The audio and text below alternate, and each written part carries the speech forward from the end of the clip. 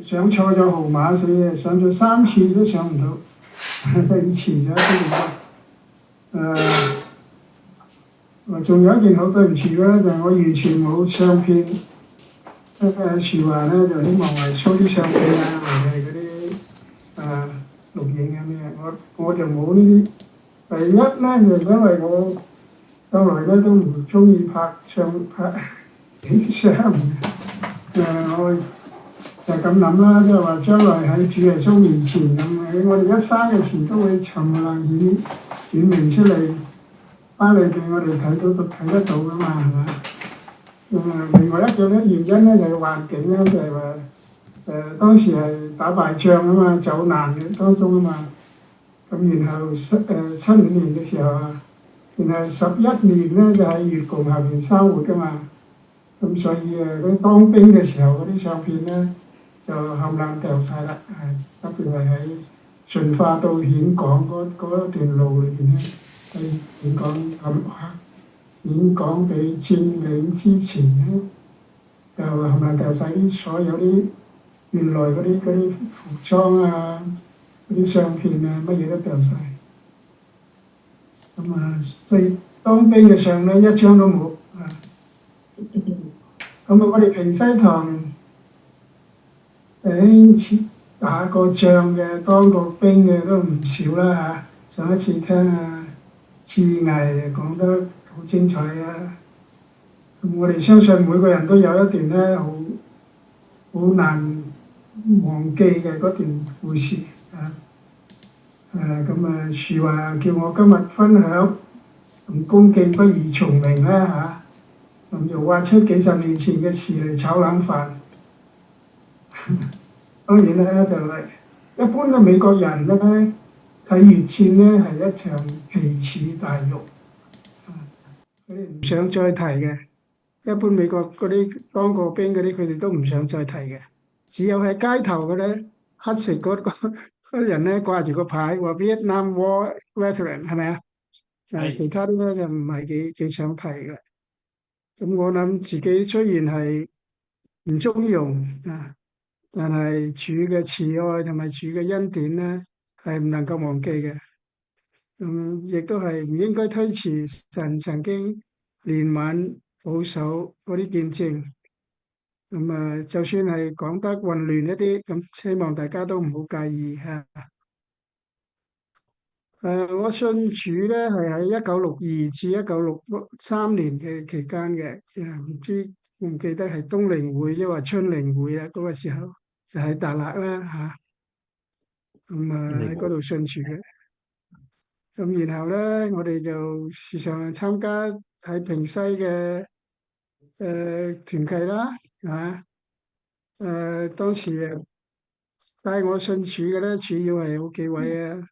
鄭大衛啦，特別係樹華嘅大哥啦、余祥啦，同埋永安啦，佢哋都係好切實嘅呢一種兄弟嘅愛啊，可以睇到好咁，我覺得好感動嘅。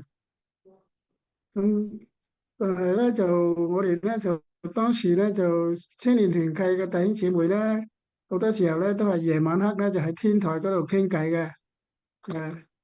談嗰啲嘢咧，雖然都係好幼稚啦，我覺得我自己乜都唔識嘅。我細個嘅時候咧就冇咗父親㗎啦，所以咧冇人教啊，即係冇乜教養，有時候做好多幼稚嘅嘢，講好多幼稚嘅話啦。然後咧就曾經喺呢個化工廠裏邊工作。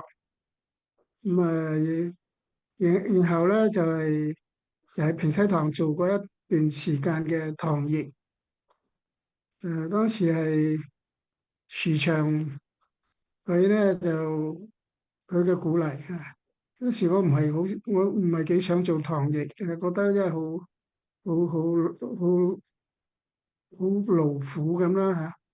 但係樹祥咧就講話，既然你係想侍奉主嘅，點解唔做咧？既然嘅教會請堂譯咧，如果係我都會去做。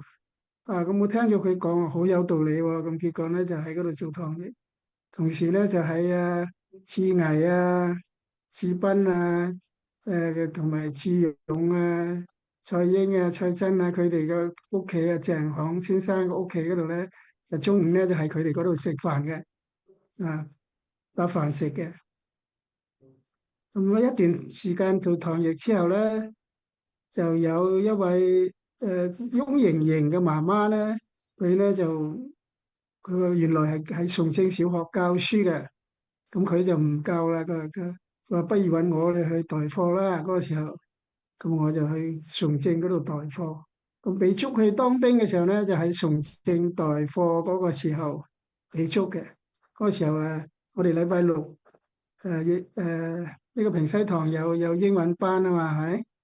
咁啊就喺英文班嗰度誒嗰時咧就出嚟之後咧，夜晚黑喺個橋頭嗰度，喺八字橋嗰個係咪八字橋嗰啲咩啊？好似係八字橋啦，我唔係好記得。喺嗰度咧就俾警察捉啦，捉咗入去咧就係滾燒嗰度。夜晚黑咁我就遞一張紙條仔啦，嚟過啦，即係請一個人咧就過去對面嗰度講俾即係平西堂嘅，你見到邊個都得噶啦，交俾佢啦咁啊，話我被捉咗咁就得啦。咁咧就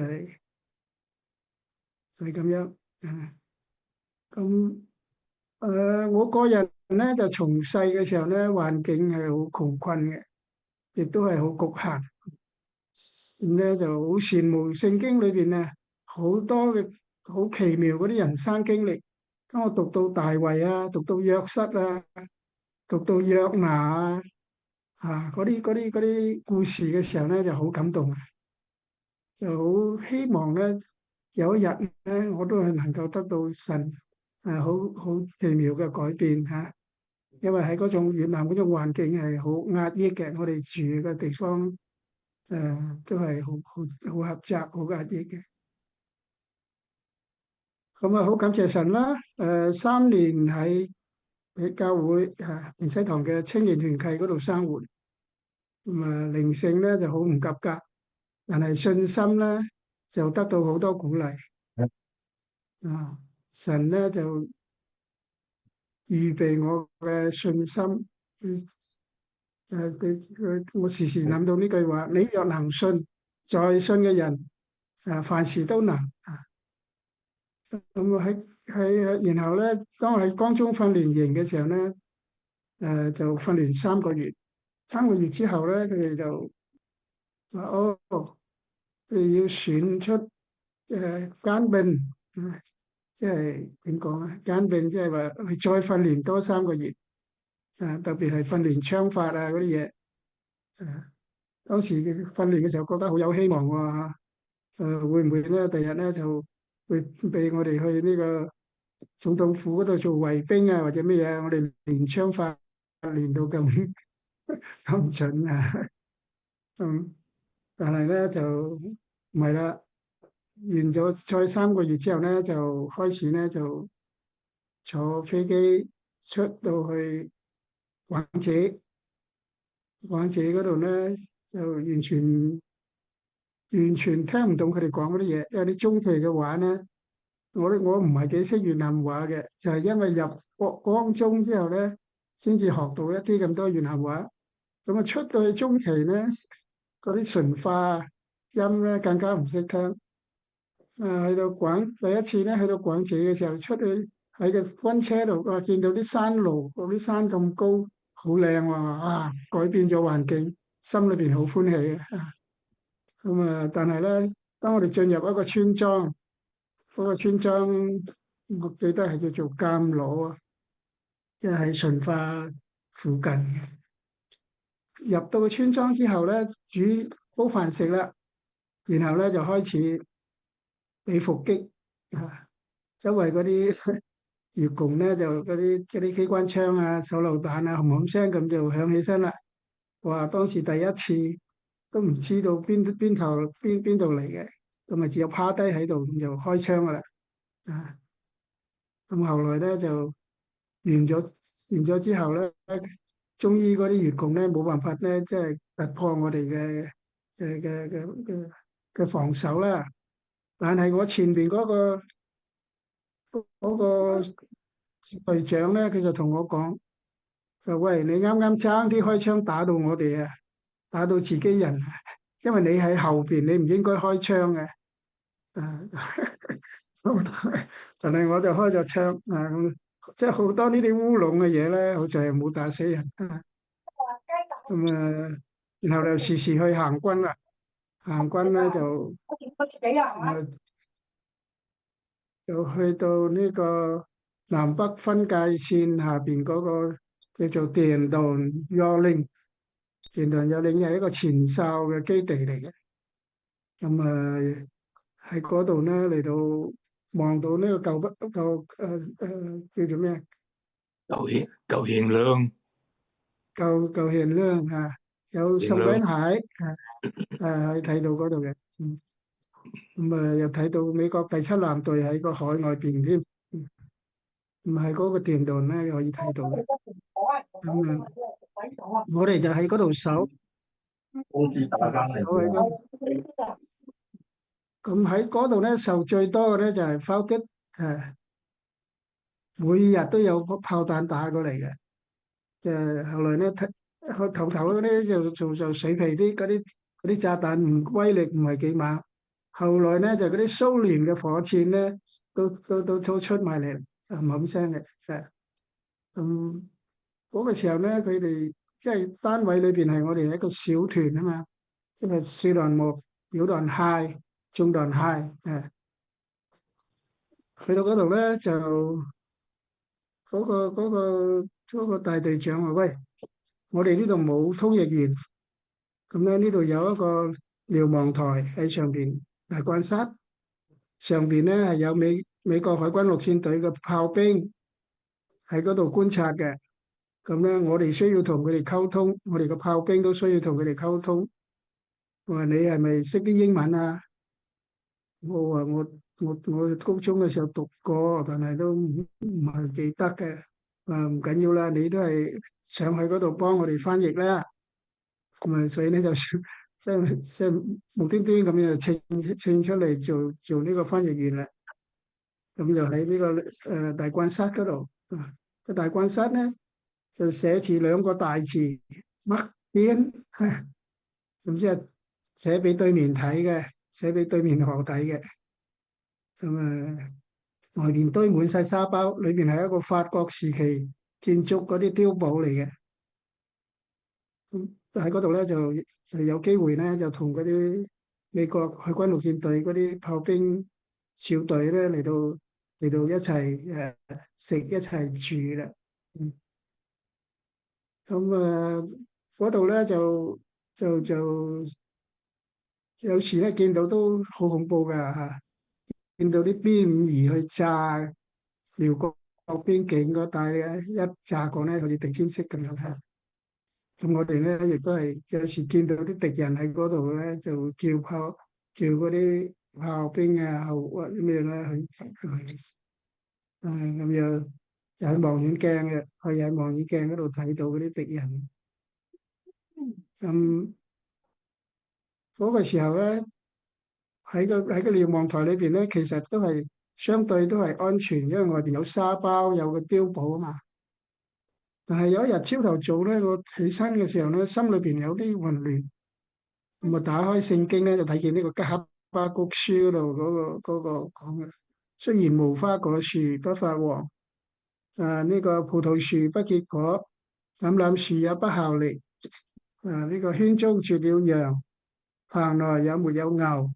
然而我要因耶和華歡呼，因救我的神喜樂。他使我的腳快如母鹿的蹄，又使我穩行在高處。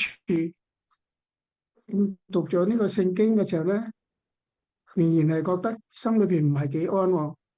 咁所以咧就帶翻個鋼盔，着翻件避彈衣。我哋一般嗰啲士兵咧，當時咧冇避彈衣着嘅，但係因為我喺上邊咧，嗰啲美國軍佢哋自己有呢個避彈衣啊嘛，就俾我一件避彈衣等我着落去。咁然後咧就見到啦，嗰啲蘇聯嗰啲火箭炮咧不斷咁打過嚟啦。轟轟聲咁打過嚟，然後咧就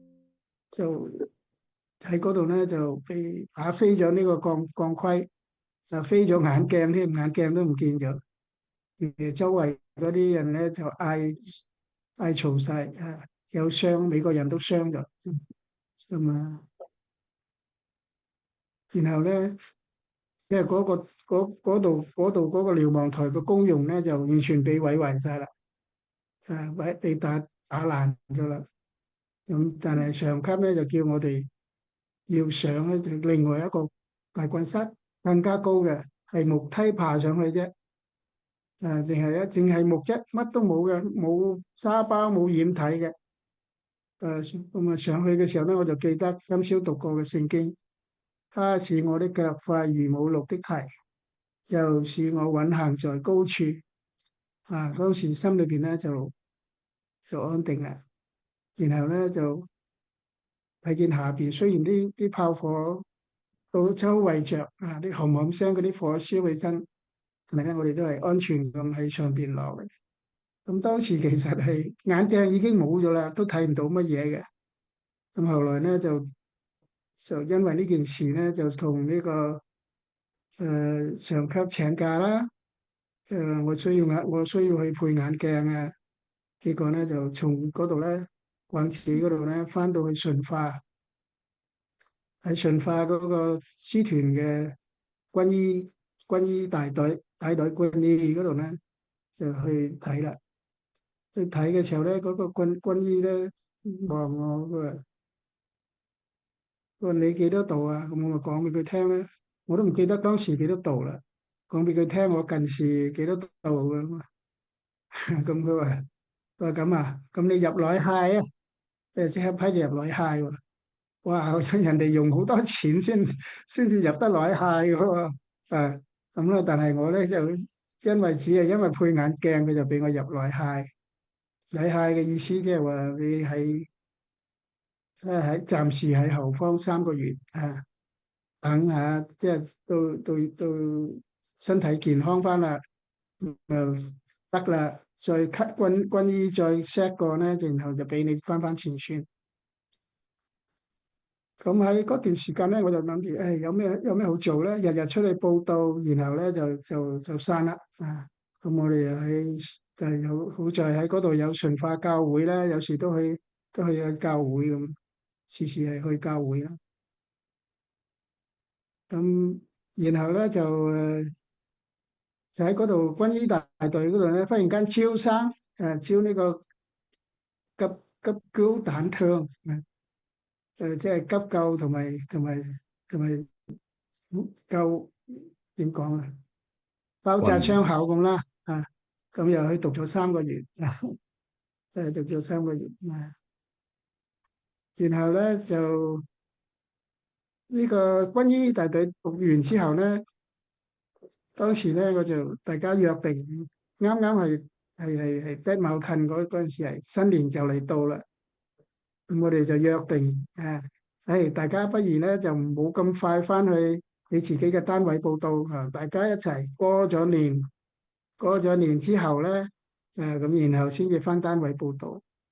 咁我諗從而家到過年都仲有1-2個禮拜，咁留喺順化又冇埞去做咩咧？咁諗諗下，不如買張機票啦。就買張機票去邊度啊？去洞爺嗰度松江園啊！黃家麟嘅爸爸媽媽、黃伯伯、黃伯母喺嗰度嘅，同埋咁就坐飛機咧，就去咗嗰度。咁坐飛機嘅時候都爭啲俾軍警捉咗去，就以為我係逃兵，但係好奇妙嘅就係、嗰個軍警要捉我嘅時候咧，咁有個上級中尉咧行過嚟。嗰個中尉就問喂，你喺度做咩啊？咁嗰個軍警話：我查緊呢個嘢啊，佢係冇依法佢咧而家要買飛機票，要去達賴咁但係嗰個中尉咧，算啦，呢度有啲其他嘅事啊，就拉咗呢個軍警過嚟。咁我就因為咁樣咧，就上得架飛機咧去咧呢個洞爺松怡嗰度松江園嚇，黃伯伯黃伯母喺嗰度開咗松江園，有好多學生喺嗰度。咁後來咧就到將近過年嘅時候咧，阿嘉倫、嘉潤嘅兄弟咧都翻到去嗰度，大家有機會喺嗰度一齊相聚啦。相聚之後咧，到年初二嘅時候咧，哦，槍聲四起啦，哇，冚冚聲打到周圍都係。嗰度嗰場嗰個時候啊，嘉倫佢哋已經翻去神學院噶啦。咁我同黃伯伯、黃伯母喺嗰度，但係嗰度同嘢咧嘅意思係從兒咧都好有意思啊，因為嗰度有一位華裔嘅傳道人叫做黃寶基，黃寶基先生咧就喺嗰度咧就殉道啦，就喺丁卯褪嘅時候咧，佢間教會被燒，佢咧被燒成個燒成炭啊！咁啊，我哋見到佢嘅屍體啊，咁所以佢都係為主殉道，從義啊，從容就義啊，咁我諗諗下咧，其實9年裏邊喺當兵咧，我都係同兵役到下死啫，至少有6、7次咧係可以講得係絕處逢生嘅，包括後來嘅呢個係包括呢一個係洞爺嗰度嘅誒。咁嗰個時候，後嚟黃伯伯、黃伯母咧就同我講，話佢哋都要離開啦，要翻去西貢啦。因為呢個洞爺呢度咧，佢哋暫時冇辦法繼續辦落去啦。咁問我點，我話我都唔知道點行。當時咧夜晚晚晚都瞓唔着，我應該點做咧？應該去當美國兵咧，或者係當地方軍啦。而家呢個馴化打到亂晒龍係嘛？嗰度咧都唔知點。咁後來咧就有一晚咧就睇聖經嘅時候咧，呢個以賽亞書30章21節，你或向左，或向右，你必聽見後邊有聲音說呢條係正路，要行喺其間。我諗正路係乜嘢咧？正路就係翻原來嘅單位啦，我從嗰度出嚟啊嘛，翻第一師團啦，咁樣咧就同黃伯伯、黃伯母講，我都係翻去報到啦，去棍真啦，去大立棍真報到，然後睇下佢哋點就點啦，係嘛？咁黃伯伯、黃伯母咧都係好幫助啊，咁俾咗我一筆錢添，當時，咁等我儲路費啊，可以翻去啦嚇。結果去棍真嗰度，去大立棍真一報到咧，又俾捉，就俾韞。話你就係逃兵啊！咁捉我韞咗20日喺嗰度。然後咧，佢哋寫張說務令，就話我哋揾唔到你嘅單位，唔知你嘅單位究竟係點。我俾你呢張說務令咧，你中意點行你就點行啦。咁我就諗照住聖經講，啱啱得到嗰個神嘅指示啦，我都係到處去揾，結果咧就喺大陸咧揾到美軍嘅飛機，然後咧就翻到峴港，翻到峴港之後再搭車過呢個條海運，然後翻到去呢個順化嗰度，咁然後就翻到去呢個軍需處嗰度咧，嗰個好奇妙嘅神嘅安排。我翻去報道之後咧，嗰個叫做咩啊？防獲係嘛？即係人員嗰方面嘅，嗰啲軍政人員嗰方面嗰個大隊董行令啊，董行應大隊董行應總行營大隊咧，我去報道嘅時候咧，佢就我哋軍需處咧就需要有人quân要嗰度啦，你咧就去防quân要嗰度報道啊，咁我就去啦。結果喺quân要嗰度咧就開始做。而69年嘅時候咧，林偉聰弟兄又去順化，咁啦，去到教會又探到我。林偉聰弟兄，大家唔知記唔記得咧？記得啊，林修嘅係啊，林修吳嘅仔，林修吳仔先生嘅仔。後來咧就因為喺軍需處工作咧，就日日都係有時間噶嘛，係嘛，所以就喺比較安定啲啦，能夠喺順化嗰度。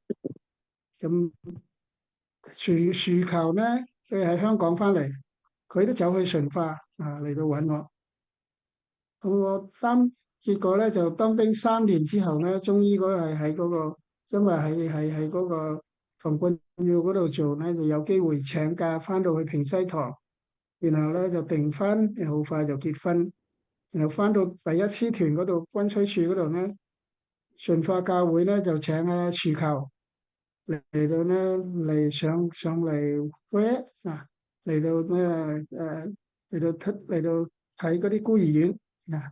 咁我哋兩個咧，似乎咧都能夠安定咁喺順化啦能夠喺嗰度安心啲啦。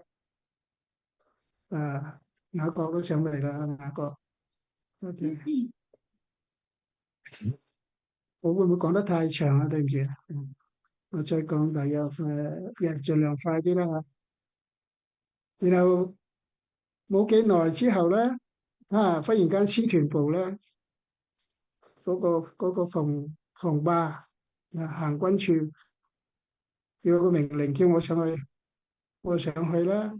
咁嗰個大 V 咧就喺嗰度問我，佢話你係咪識英文？我話唔識得好少嘅啫，我唔係記得嘅。咁佢問我 platoon 係乜嘢？platoon 係咩啊？我話 platoon 我識呢個字係中隊啊嘛。得啦得啦，你而家咧出去偵察大隊嗰度咧，大隊正室嗰度咧，需要有人咧翻譯嘅，你去幫翻譯嘅。咁啊即刻就派我去呢個大隊正室。咁大隊正室係訓練嘅，喺嗰度一出去咧，佢哋咧就坐直升機出去啦，每一次咧就係上山，然後咧夜晚咧就喺個山頭嘅墳墓嗰度咧就瞓覺啲嘢啦然後咧就即係就到處去揾敵人啦目的就係有一次咧係一個山好危險，周圍更高嘅山我哋嗰度山頭咧係咪都係墳墓啊。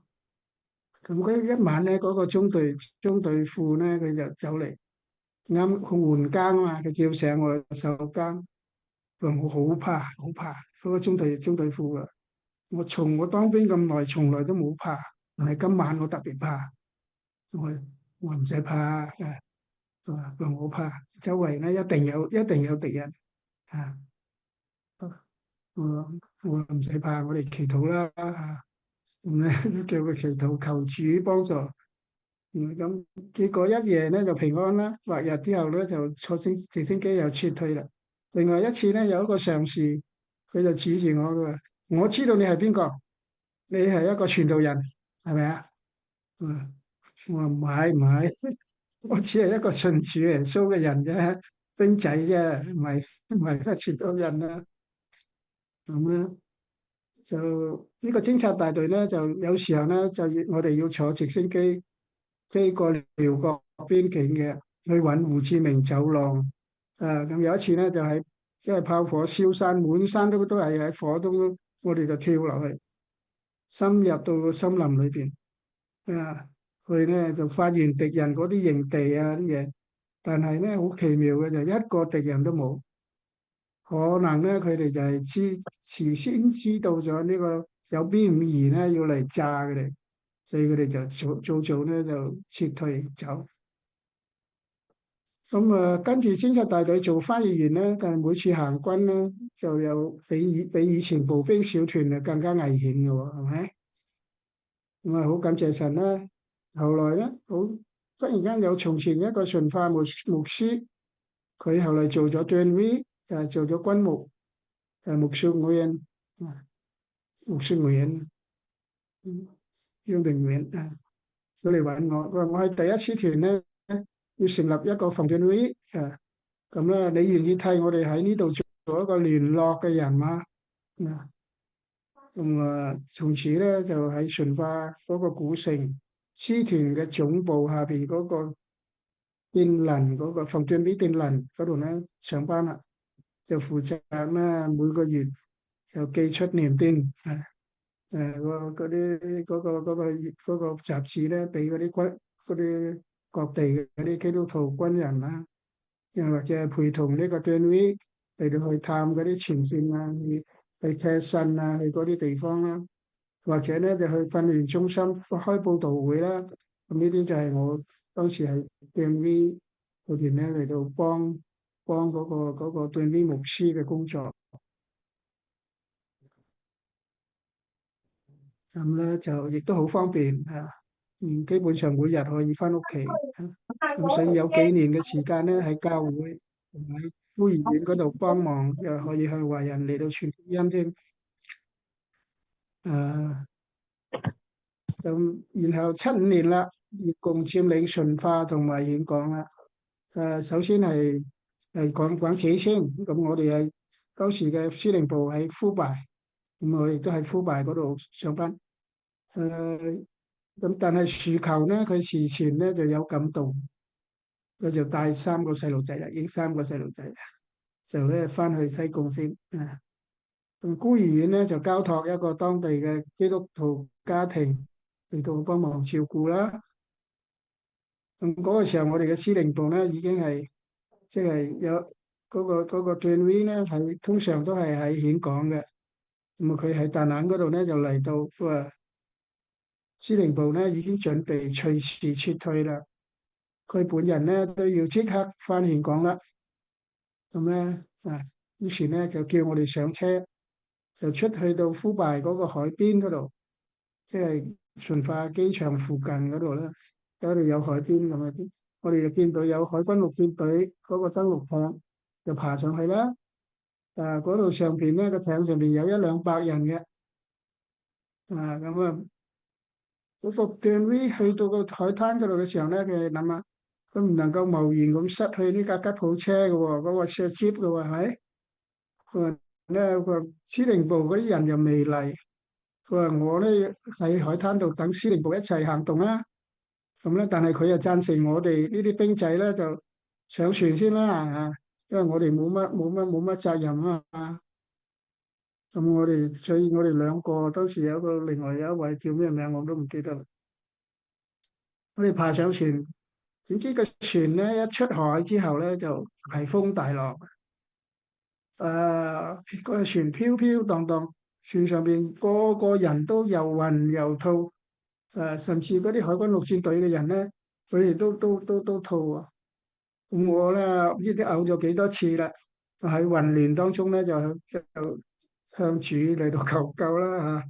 我諗起主耶穌曾經喺船上邊嘅時候咧，平靜風浪，咁就勉強咧就企起身，奉主耶穌嘅名就叫停咗呢個風浪。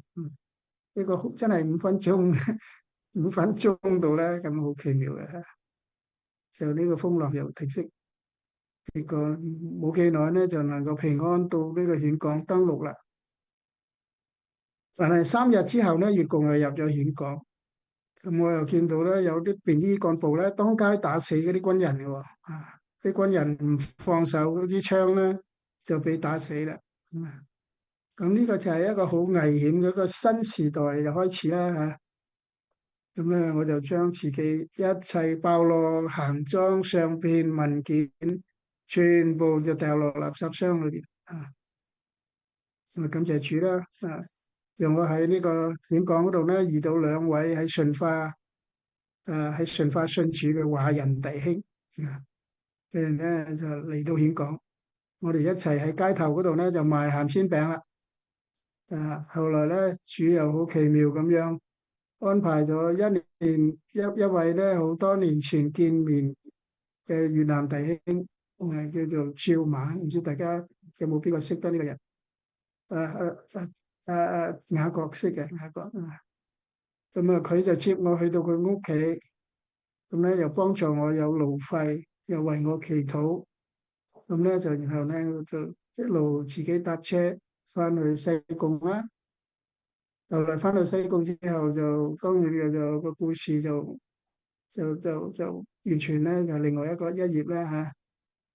又經過3日嘅集體改造，後來又釋放，後來得到馬桂花傳道咧佢嘅建議啊，即係阿貴豪嘅細佬啊嚇，馬桂花傳道大家知道啦，馬生啊，我哋就一家就留喺平胎平泰堂嗰度，海灘甸林立澳郡，同埋馬生啊、林姑娘啦、林庭貴先生啊、蘇姑娘啊，同佢哋一嚟到學習點樣嚟到服侍主啦。咁然後11年後咧，先至離開越南飛嚟美國，咁就應驗咗我以前喺聖經裏邊睇到嘅話，我好相信呢個係神嘅應許。以前睇到咧，我都唔知道點樣會成就嘅。嗰句話就係以賽亞書啦，54:55啊，你們必歡歡喜喜出來，平平安安嘅蒙引導啊。然後見到山，見到樹林啊，喺美國啊，仲有後來同埋到現在同埋將來仲有好多好多嘅恩典，好多好多嘅神嘅慈愛，咁我就唔再講落去啦嚇。咁啊，即係大家都會有唔同嘅故事啊。回顧過去咧，我只係能夠講，我嘅一生咧都係受到主嘅恩典同埋慈愛環繞保守。所以今晚咧就係分享我被捉去當兵當中一段主嘅恩典啊！多謝主耶穌，多謝大家。相信我哋每個人都會有你特別嘅人生經驗。神嘅工作係為每一個唔同嘅人量身定做嘅，係咪？咁個目的咧就係讓我哋咧更加認識我哋嘅主耶穌。